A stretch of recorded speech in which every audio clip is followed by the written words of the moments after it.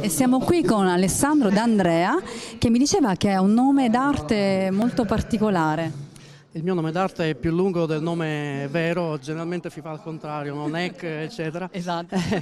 E il mio nome all'anagrafe è Alessandro D'Andrea, però ho aggiunto il cognome di mia mamma, Calandra, a cui tengo tantissimo, e quindi il mio nome d'arte è Alessandro D'Andrea Calandra. Effettivamente è più lungo.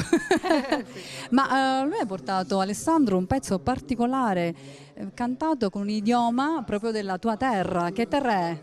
Allora, io vengo dalla Sicilia, da 20 anni lavoro in Veneto e quindi scrivo canzoni in siciliano per tenere i legami con la terra natia, e quindi scrivo canzoni in folk siciliano.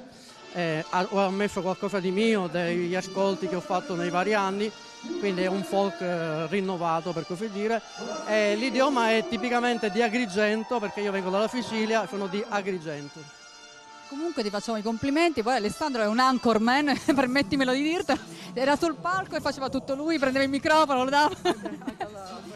Io che ballavo, sì, anche al presentatore. È meraviglioso, proprio un artista tutto tondo, quindi noi ti facciamo i complimenti, gli auguri, anzi l'in bocca al lupo enorme da tutta la redazione, e noi incrociamo le dita che porta fortuna, lo facciamo con tutti. Grazie Alessandro. Grazie a te, grazie mille. Ciao.